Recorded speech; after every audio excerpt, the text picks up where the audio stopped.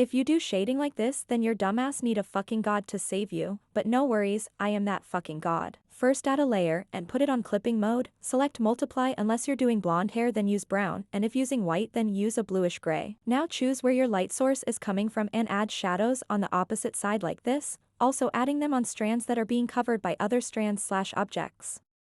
Just like what I'm doing, if you somehow fail then you're a disappointment to art. If the color is too harsh for your sensitive fucking baby eyes then lower the opacity, pause the fucking video if you want to know what I use, but I recommend you do it yourself cause no one likes a copycat. Make sure to up the brush size as you get further from the light source. You can choose not to follow my advice like a bitch, but then you'll just waste more time so go fuck yourself. Now enjoy this music while I go take a break from you gremlins. Why do I try?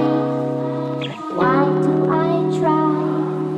Now add another layer and choose multiply once more. Add shadows to the area that are being covered by objects and the back hair. Lower the opacity because I say so and add another layer and put it on multiply again. Why can't we do it on one layer? I hear you asking, because I don't want to, that's fucking why. Now add layer and put it on add highlights to the hair strand that are above everything else just like how I'm above all of you. Lighting cannot go behind objects and strands that are being covered, because that how light works you fucking dumbass. If you had to ask that then there's no fucking saving you, might as well click of the video right now. Take your time with this step cause lighting is very important. It's more important than you, that's for sure. Now make another layer and put it on add. You want to make some splashes around the areas where you want the highlights to be that use a smudge tool to smudge out all the highlighted area like how Era smudges their disgusting, smelly, stinky, ugly, dry lips on my mother. Yes, I'm talking to you. Just like before added the part that are not being covered by anything, then lower the opacity, unless you want people to get blind, just like how Genshin players are when they finish the loading screen.